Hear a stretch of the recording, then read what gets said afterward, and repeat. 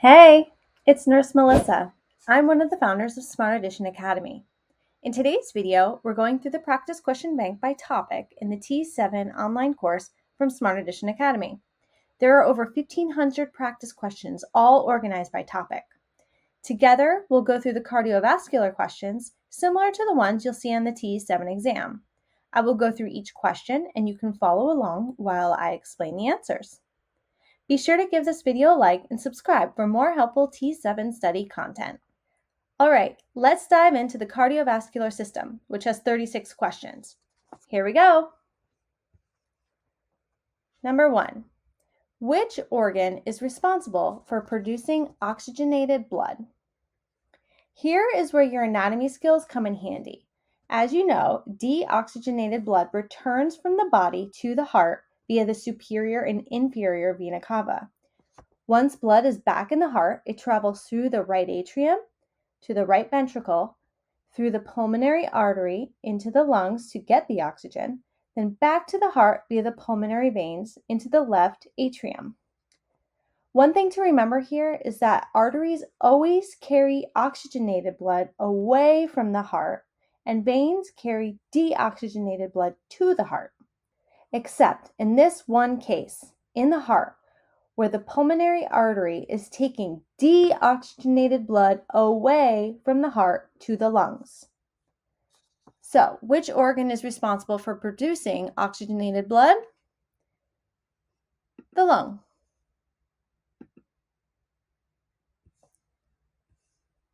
The kidney and the stomach are not part of the cardiovascular system, even though all the body systems work concurrently with one another to create an equilibrium. And the heart, it doesn't make oxygen. We get oxygen from breathing through our lungs.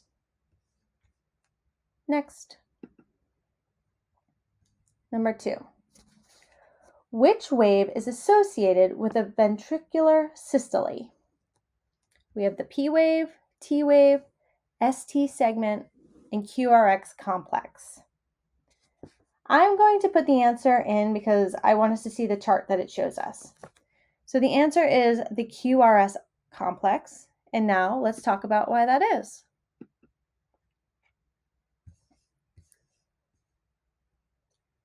As you know, the heart is a muscle and it transmits electrical impulses that cause the heart to contract. This electrical activity can be recorded using an electrocardiogram, or EKG. An EKG records and shows a graph, which is shown here, that shows the heart's rate and rhythm over a period of time.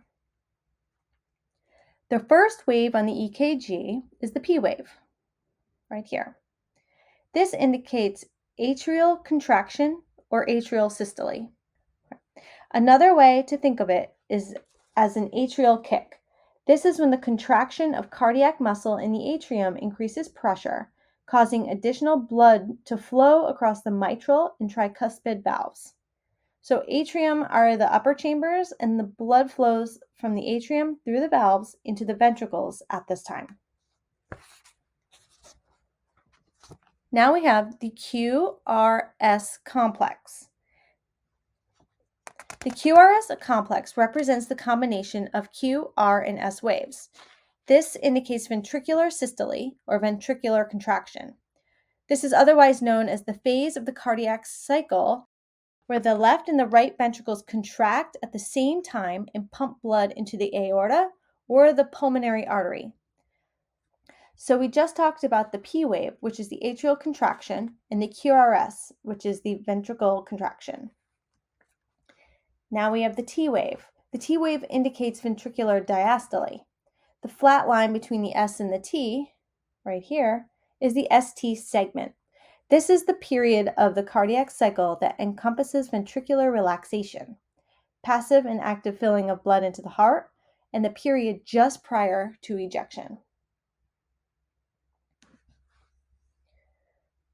Moving on. Number 3. Which blood group is a universal acceptor? Again, I'm going to put in the answer to show you the chart. The answer is AB.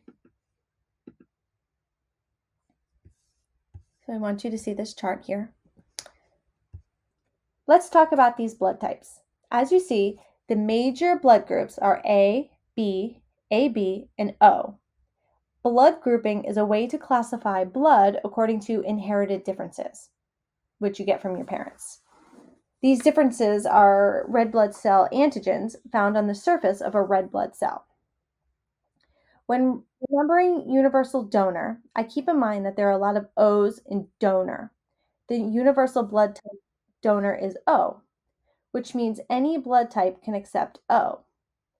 This is great, especially in the event of a specific blood type shortage.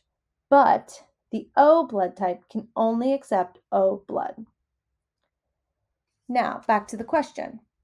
The universal acceptor is blood type AB. This means the blood type can accept any type of blood during a transfusion. A way to remember that AB is the universal acceptor is that acceptor starts with A and so does AB.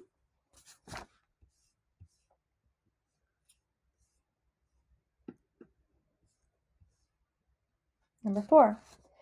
The mitral valve regulates blood that flows into the... Here we need to remember the anatomy of the heart and how the blood flows. There are 4 valves that control blood flow in the heart: the tricuspid, pulmonic, mitral, and the bicuspid or aortic valve. The tricuspid, because it has 3 cusps or flaps, controls the flow of blood from your heart's right atrium, the top chamber, to the right ventricle, the bottom chamber. The pulmonic or pulmonary valve, it's between the lower right heart chamber, the right ventricle, and the artery that delivers blood to the lungs, which is the pulmonary artery. The mitral valve, located between the upper left heart chamber, the left atrium, and the lower left heart chamber, left ventricle. The aortic valve has only 2 cusps, or flaps, instead of 3, which is why it is bicuspid. The aortic valve controls the flow of blood from the left ventricle to the aorta, the main artery delivering blood to your body. I like to remember these 4 valves in their order with the mnemonic TPMA, or TP ma, toilet paper my ass. So the answer to this question is left ventricle. So here we need to remember the anatomy of the heart and how the blood flows. Blood flows back to the heart through the inferior vena cava and the superior vena cava into the right atrium. Both flow into this chamber. Now there are 4 valves that control blood flow in the heart: the tricuspid, pulmonic, mitral, and the bicuspid or aortic valve. The tricuspid, because it has 3 cusps or flaps, controls the flow of blood from your heart's right atrium to the right ventricle. The pulmonic or the pulmonary valve is between the lower right heart chamber, the right ventricle, and the artery that delivers blood to the lungs, the pulmonary artery, right here. So that valve is right here in between the 2. The mitral valve, right over here, located between the upper left heart chamber, known as the left atrium, right up here, and the lower left heart chamber, the left ventricle. The mitral valve is right in between here. The aortic valve controls the flow of blood from the left ventricle to the aorta, which is the main artery delivering blood flow to your body. I like to remember these 4 valves in their order with this mnemonic: TPMA, or TP-ma, or toilet paper my ass.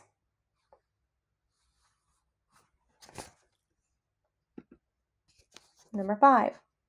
Which valve regulates blood flow between the right atrium and right ventricle? This is similar to the question we just had. We need to know the anatomy of the heart, especially the valves and their location. Remember, there's 4 valves that control blood flow in the heart.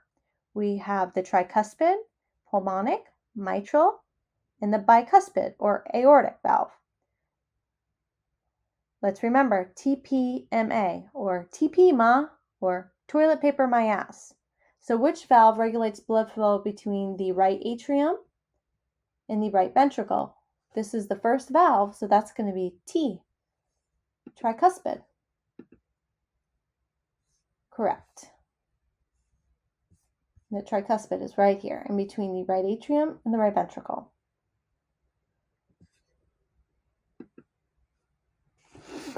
Number 6. A patient presents with excessive bruising, excessive bleeding, and slow wound healing. What does the patient's blood test reveal? Low platelet count, high antibody count, high red blood cell count, or low white blood cell count? First, let's go over what these are. Platelets, also known as thrombocytes, are small, colorless cell fragments in our blood that form clots and stop or prevent bleeding. Platelets are made in our bone marrow, the sponge-like tissue inside our bones. Bone marrow contains stem cells that develop into red blood cells, white blood cells, and platelets. Antibodies. Antibodies are a protein made by plasma cells, which is a type of white blood cell, in response to an antigen, which is a substance that causes the body to make a specific immune response. Red blood cells are made in the bone marrow and found in the blood. Red blood cells contain a protein called hemoglobin, which carry oxygen from the lungs to all parts of the body. Checking the number of red blood cells in the blood is usually part of a complete blood cell count, or CBC. It may be used to look for conditions such as anemia, dehydration, malnutrition, and leukemia. Red blood cells are also called erythrocytes, or RBCs. And finally, white blood cells. These are a type of blood cell that's also made in the bone marrow and found in the blood and lymph tissue. White blood cells are part of the body's immune system. They help the body fight infection and other diseases. So the answer to this question would be low platelet count.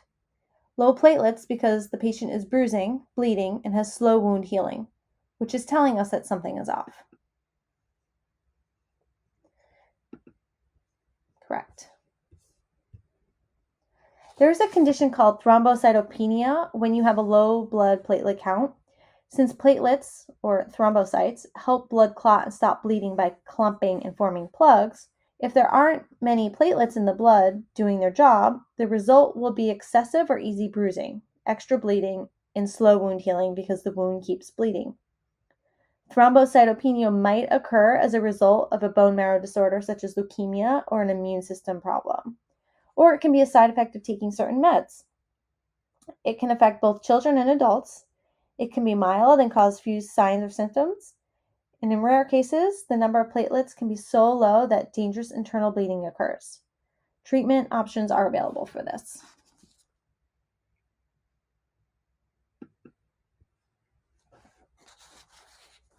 Number 7. Which is the correct order of formed elements in blood from smallest to largest cell size? So I'm going to choose the answer and then we'll talk about the sizes of the elements. So the answer is going to be thrombocytes, erythrocytes, and leukocytes. All right, so here you see this diagram. We have thrombocytes, which are platelets, erythrocytes, which are blood cells, and leukocytes.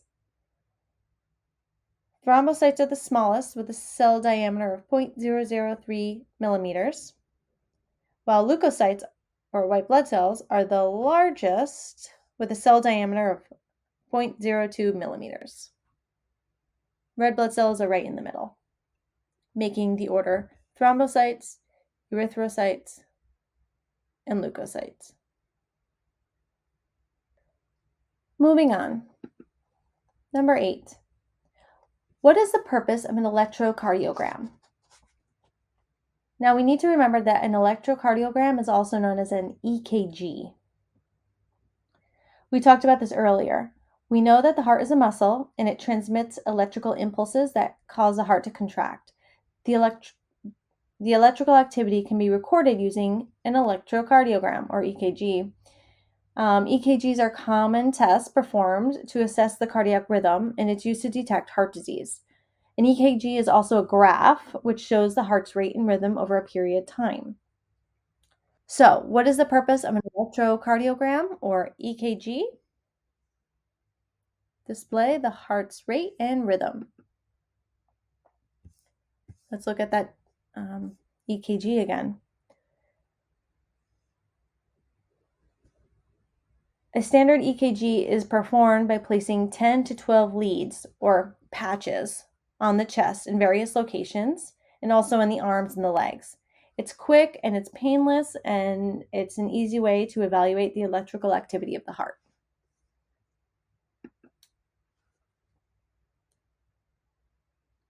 9. What percentage of erythrocytes is the blood composed of? Let's choose the answer so we can see the diagram.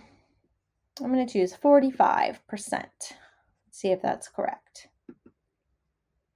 Correct. So I wanted you to see this diagram here. Here we have erythrocytes. There's 45% of erythrocytes in the whole blood. Less than 1% is the buffy coat, which contains the leukocytes and platelets, and 55% of whole blood is plasma.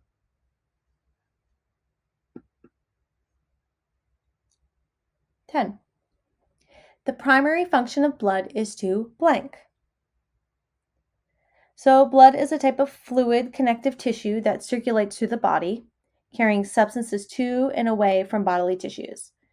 It has a pH of about 7.4 and is more viscous than water. Blood consists of 3 types of formed elements: an extracellular matrix called plasma, molecules, cell fragments, and debris. The formed elements consist of red blood cells, white blood cells, and platelets, and are also referred to as erythrocytes, leukocytes, and thrombocytes. All of these formed elements within the blood work to transport and remove waste within the blood.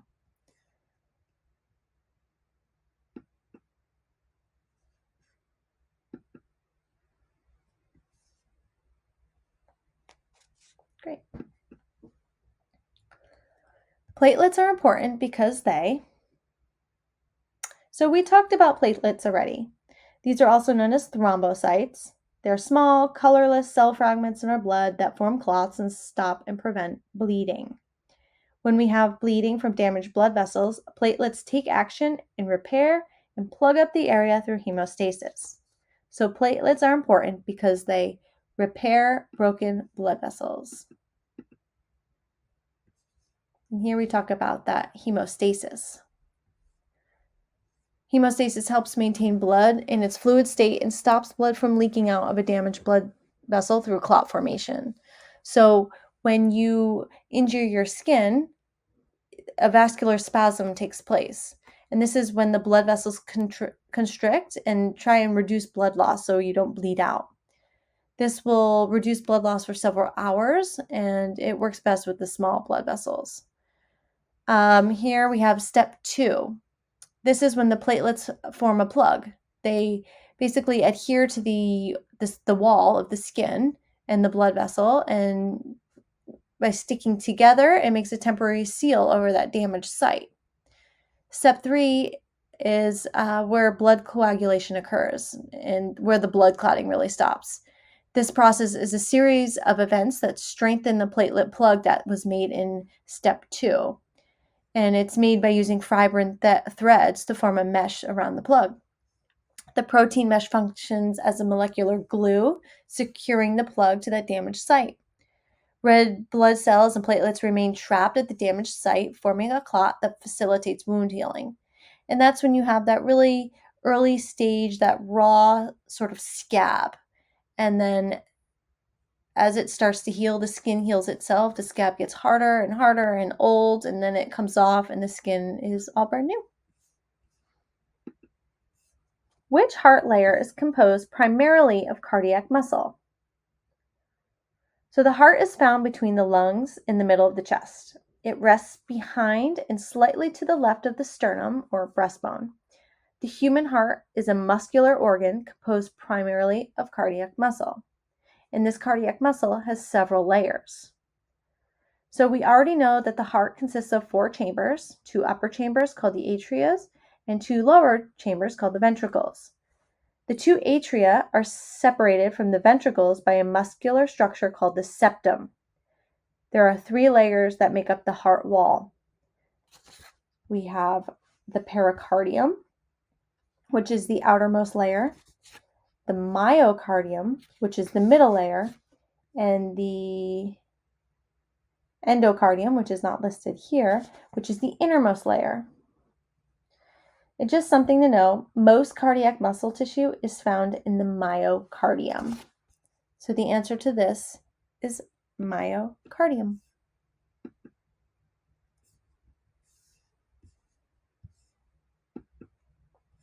What happens after the blood leaves a pulmonary vein? More anatomy and knowing the order of blood flow through the heart. Remember that when blood comes back to the heart, it is deoxygenated, meaning all the oxygen that was in the blood when it left the heart has been used up and now it needs more. So that blood comes back to the heart through the vena cava, which are the veins. There's superior vena cava and inferior vena cava. They come back to the heart to get more blood. The blood comes back to the heart and it flows into the right atrium, into the right ventricle, and the blood flows through the pulmonary artery to the lungs and back to the heart via the pulmonary vein. This time it is oxygenated, and then it flows into the left atrium to continue its cycle. So what happens after the blood leaves the pulmonary vein? It pours into the left atrium. Just another tip here.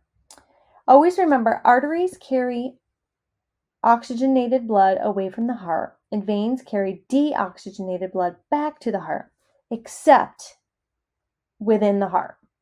Blood coming back to the heart needs oxygen. So the pulmonary artery takes deoxygenated blood away from the heart to the lungs to get oxygen and returns via the pulmonary vein, oxygenated. So arteries always take blood away from the heart.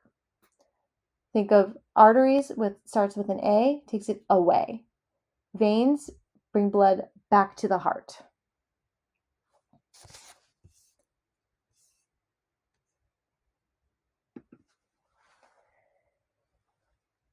Exchanges of substances like gases and nutrients occur at the blank.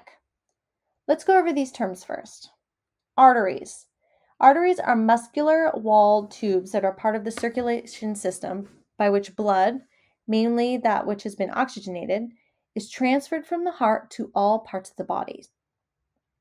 Capillaries. These are known as the thinnest blood vessels within the largest surface areas. The structure of capillaries facilitates exchanges of substances between blood and body tissues. Veins. These are any of the tubes forming part of the blood circulation system of the body. They carry, in most cases, oxygen depleted or deoxygenated blood towards the heart, except when we're talking about inside the heart. Venules. These are very small veins, especially ones collecting blood from the capillaries. Similarly, arterioles are not listed here, assist in bringing blood from arteries to the capillaries. So the venules assist in taking the blood from the capillaries to the veins. So the answer to this question is capillaries. And here we have a picture. Arteries, veins, they're the biggest. Then we go down to the arterioles, the venules, and the capillaries are the tiny, tiny ones right in the middle doing the exchange. And here we have the heart. This blood is oxygenated, comes in here, does what it needs, brings back deoxygenated blood back to the veins, back to the heart. Which substance is plasma mostly composed of? Let's talk about these. First, we have albumin. This helps move many small molecules through the blood, including bilirubin, calcium, progesterone, and medicines. It plays an important role in keeping the fluid in the blood from leaking into the tissues. Leukocytes. These are colorless cells that circulate in the blood and body fluids and is involved in counteracting foreign substances and disease, also known as a white blood cell. Platelets. These are small colorless cell fragments in our blood that form clots and stop or prevent bleeding. And water, which is water. So which substance is plasma mostly composed of?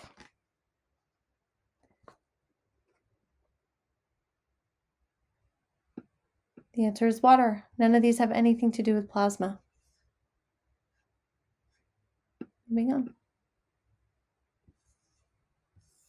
Here you see that plasma is different from other types of connective tissue because it's a fluid.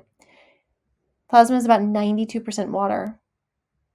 Formed elements remain suspended in that matrix where they are circulated throughout the body. Next question. An individual with leukemia presents with abnormally low leukocyte levels, which is strongly correlated with this low blood cell count. So, we know that leukocytes are also known as white blood cells, which are part of the body's immune system. They help the body fight infection and other diseases. Leukemia is a cancer of the early blood-forming cells. Most often, leukemia is a cancer of the white blood cells, but some leukemias start in other blood cell types. So, for this question, with leukemia, the body makes abnormal blood cells that multiply and divide. The abnormal cells eventually outnumber healthy cells, including healthy white blood cells. That leaves the body with a lower than normal levels of white blood cells, or leukopenia, therefore resulting in a weakened immune system because those infection-fighting cells are low.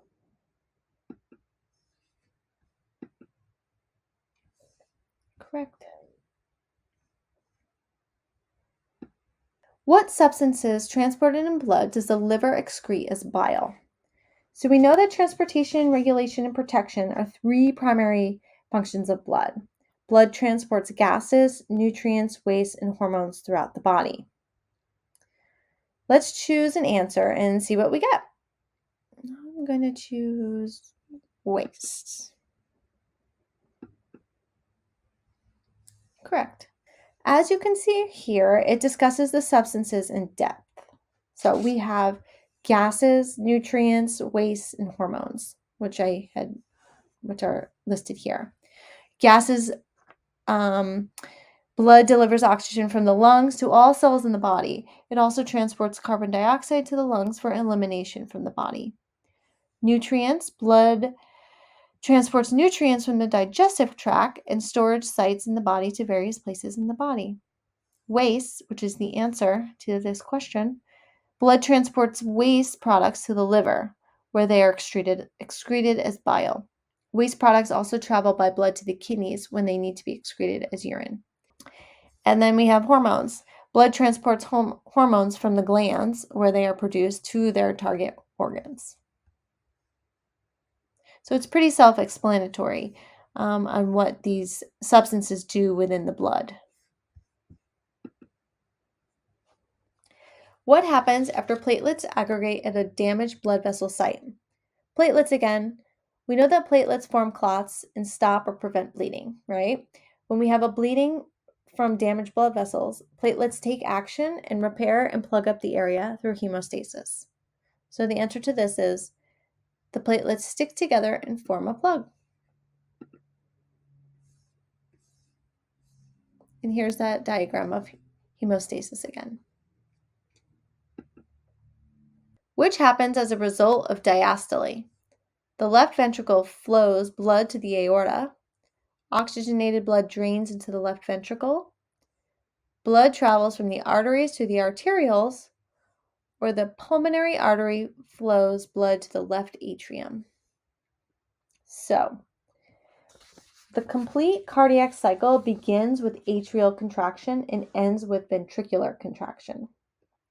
When the heart contracts and pumps blood into the systemic circulation, this is called systole. Diastole refers to the period of relaxation when the heart chambers fill with blood. We briefly touched on this earlier, talking about the EKG. On an EKG, ventricular diastole is represented by the T wave. The flat line between the S and T wave is the ST segment. This is the period of the cardiac cycle that encompasses ventricular relaxation, passive and active filling of blood into the heart, in the period just prior to ejection. Or, in other words, oxygenated blood draining into the left ventricle, prepping to be sent out into the body via the aorta. So, which happens as a result of diastole? Oxygenated blood drains into the left ventricle. Boom.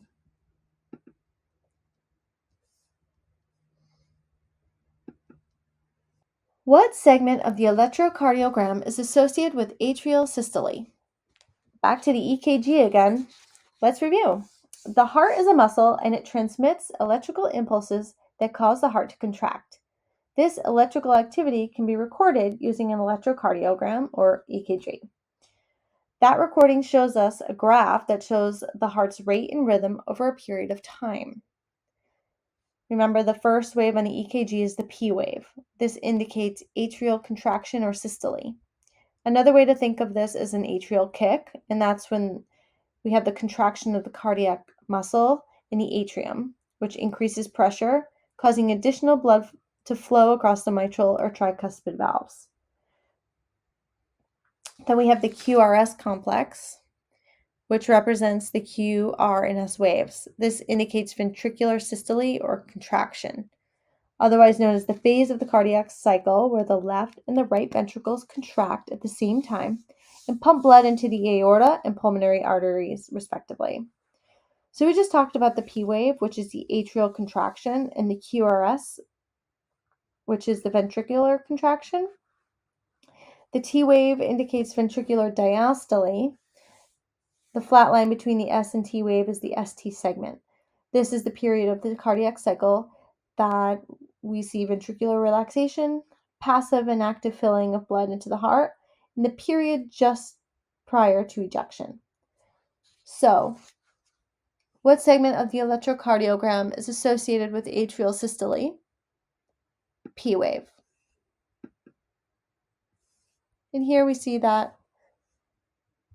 right here, P wave, atrial systole. Okay. What is the purpose of the superior vena cava? Let's review. The superior and inferior vena cavas are veins. Veins bring deoxygenated blood from the body back to the heart. The superior vena cava brings blood from the upper part of the body, and the inferior brings blood back to the heart from the lower part of the body. So let's go over these. Flow blood into the pulmonary artery. No. Blood in the right ventricle passes through the pulmonic valve into the pulmonary artery. Does it facilitate blood drainage into the right ventricle? No. Blood in the right atrium flows through the tricuspid valve into the right ventricle. Does it carry deoxygenated blood from the upper half of the body to the right atrium? Yes. And does it saturate the body tissues with a large volume of blood? No. Let's take a look at that diagram again.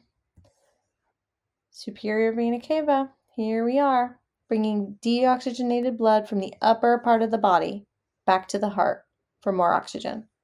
Inferior is coming from the lower part of the body. After blood leaves the aorta, it travels to the blank.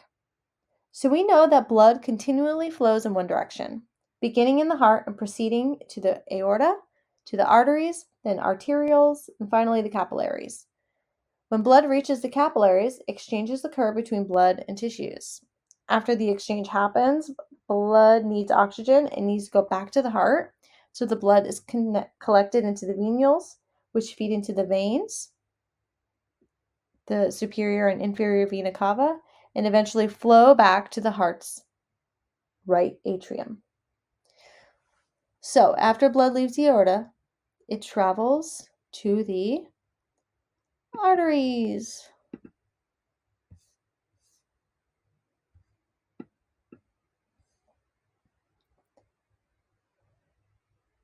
Which blood group does not display A and B antibodies in the plasma? I always thought the blood grouping was a little bit tricky, so let's break it down. We know that there are several different types of groups of blood. The major groups are A, B, AB, and O. Blood grouping is a way to classify blood according to inherited differences of red blood cell antigens found on the surface of the red blood cell. The type of antibody in blood also identifies a particular blood group. Antibodies are proteins found in the plasma, and they function as a part of the body's natural defense to recognize foreign substances and alert the immune system. For now, I'm going to choose the right answer so I can show you the breakdown chart of all of this. The answer is AB.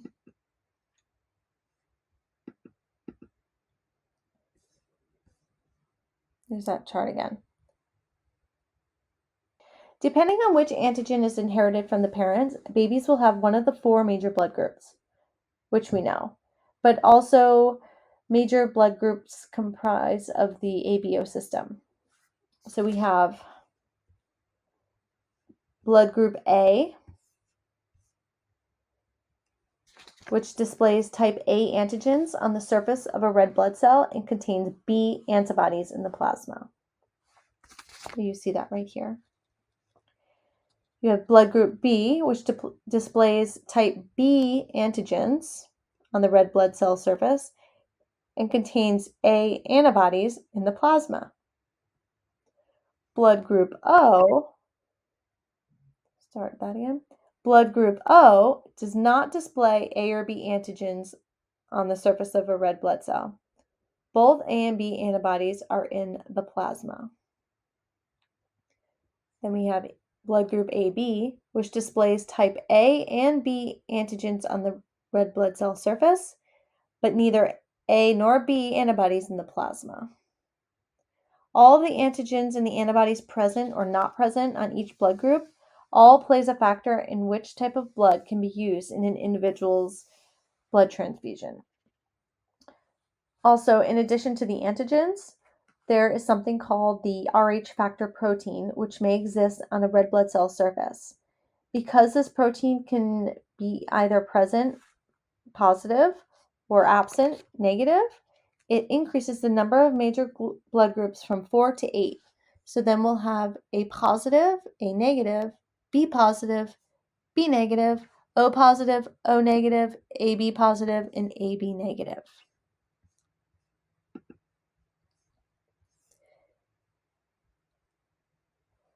A laboratory technician needs to determine the leukocyte count in a patient.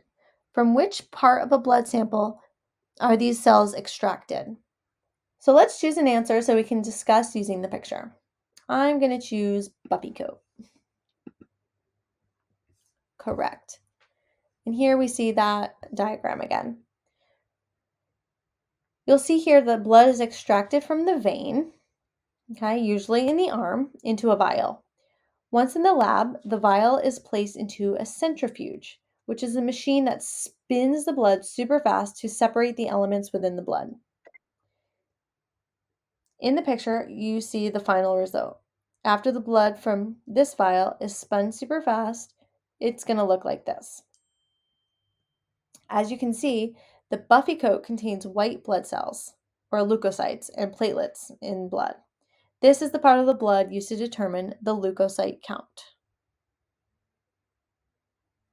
Right here in the Buffy coat. Next. Which formed element is found in the Buffy coat? We just talked about this, so it's fresh and we should know the answer. Buffy coat contains white blood cells, or leukocytes. The Buffy coat is found between the reddish mass and the liquid plasma of blood, and it consists of leukocytes or white blood cells. Correct. Here's that picture again, right here, the tiny little section. What happens after blood coagulation? Back to platelets and hemostasis. Once the blood is coagulated, or the process of a liquid turning to solid, in this case, the platelets formed a plug at the bleeding site and closed the wound. So there we go. Wound site is closed. We have that picture again. Hemostasis. What is the densest component of blood? So let's talk about each of these. First, we have plasma. We know plasma is different from other types of connective tissue because it's a fluid. It consists of about 92% water, and formed elements remain suspended in the matrix where they are circulated throughout the body. Then we have platelets, which form clots and stop or prevent bleeding. Leukocytes, which are white blood cells, and they counteract foreign substances and disease. And then we have the reddish mass. We haven't talked about that yet. This part is occupied by red blood cells. So let's click reddish mass and see if that's the densest component of blood. That is correct. Here's that blood vial again. The blood is composed of liquid plasma, buffy coat, and the reddish mass, which is the erythrocytes here. It's found at the bottom of the spun down blood sample after the centrifuge, and the reddish mass contains red blood cells or erythrocytes, and it's the densest component of blood. Which blood group indicates the absence of an Rh factor? Blood grouping again. So we remember the antigens and antibodies of the blood groups. Let's talk about how the Rh factor protein may exist on a red blood cell surface. So because a protein can either be present, which is positive, or absent, which is negative, it increases the number of blood groups from 4 to 8. So our options here are AB, A negative, A B positive, or O. So if we see the negative sign, we know that the Rh factor protein is absent, making the answer to this question A negative. Correct.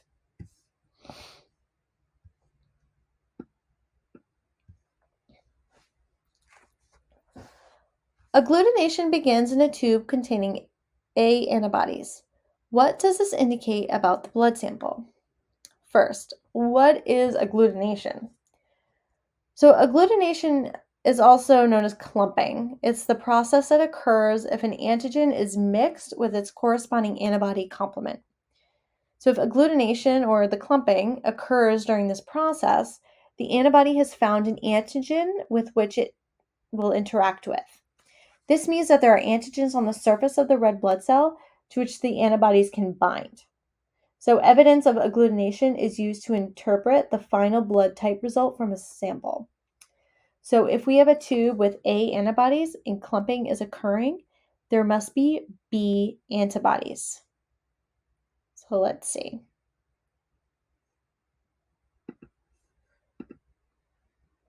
Correct.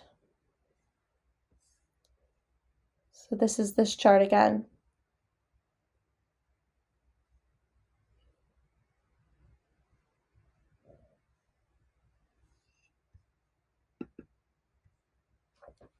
Which blood group is a universal donor? Earlier, we talked about the universal acceptor, which was AB blood. Now, what is universal donor? An easy way I have always remembered this is the word donor has a lot of O's in it. Therefore, universal donor is blood type O. This means any blood type can accept O type blood. This is really good, especially in the event of, a specific blood type shortage. However, someone with O blood type can only accept O type blood. The universal acceptor blood type is AB, meaning the blood type can accept any type of blood during a transfusion. A way to remember that AB is universal acceptor is that acceptor starts with A, and so does B.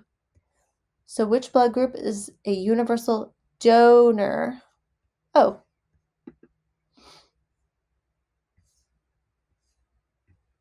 Here we see that here.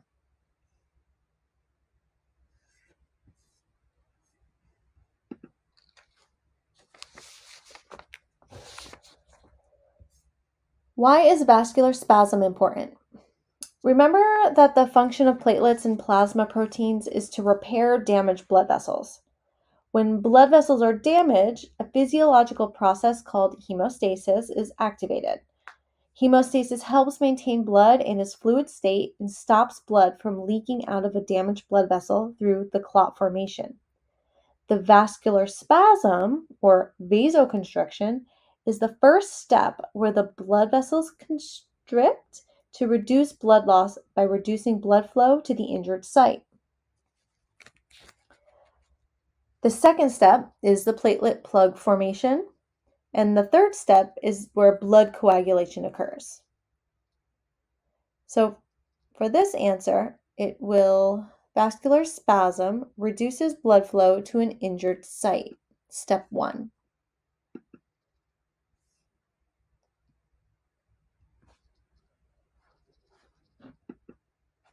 What blood type can a person with type AB blood donate to? Blood type AB is the universal acceptor. Blood type AB is a universal acceptor, meaning this blood type can accept any type of blood during a transfusion. However, this blood type AB can only donate blood to someone with AB blood. So what blood type can a person with AB blood donate to? AB. Because it is not a universal donor like type O.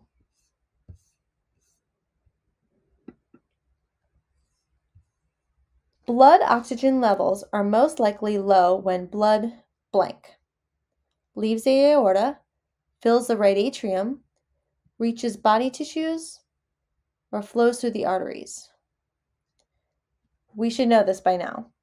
Deoxygenated blood, which is blood with the lowest levels of oxygen, return to the heart via the vena cava and fill into the right atrium. When it leaves the aorta, it is most oxygenated. When it reaches body tissues, it is still oxygenated and will be used up by the tissues. When it flows through the arteries, it is oxygenated, right? Because arteries take oxygenated blood away from the heart to the other parts of the body. So, blood oxygen levels are most likely low when blood fills the atrium.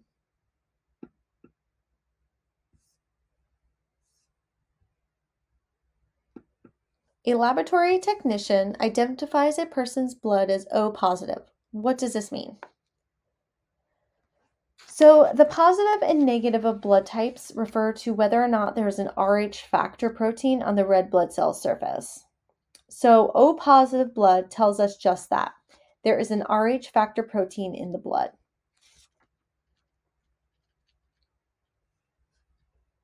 Right here. Let's go through the other options. The person can accept type AB blood. No. O blood is universal donor, and it can only accept O type blood. Antibodies are found in the blood's plasma. True, all do accept AB blood, but we need more information regarding the positive or negative status.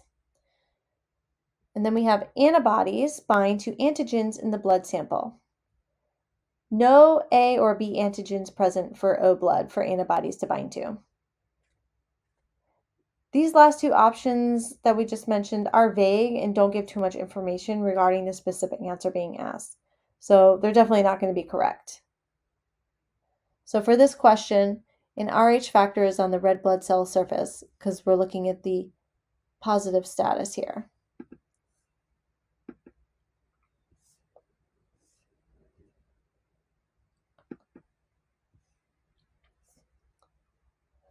People with type O blood can accept blood from people with blank blood.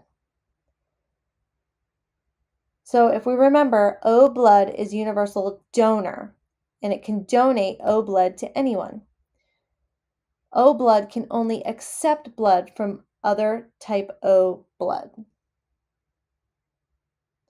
Let's talk about these other ones. Type B blood can accept type B and type O blood. Type AB can accept blood from anyone because it's the universal acceptor. And then type A can accept from type A and type O, the universal donor. Universal donor is type O, and type O can only accept type O blood.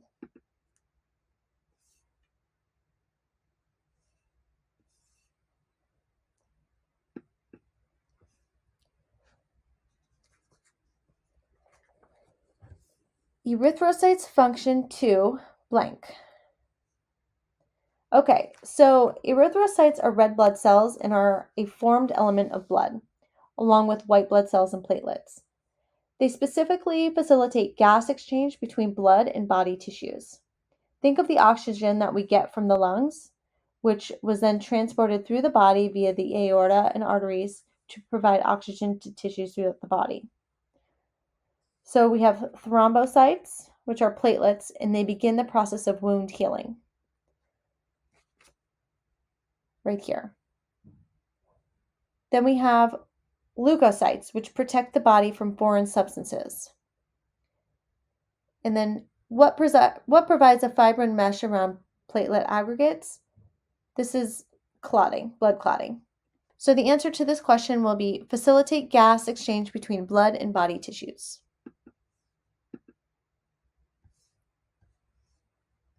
And that's it. Thanks for sticking along with me. Please be sure to give this video a like and subscribe for more helpful T7 study content.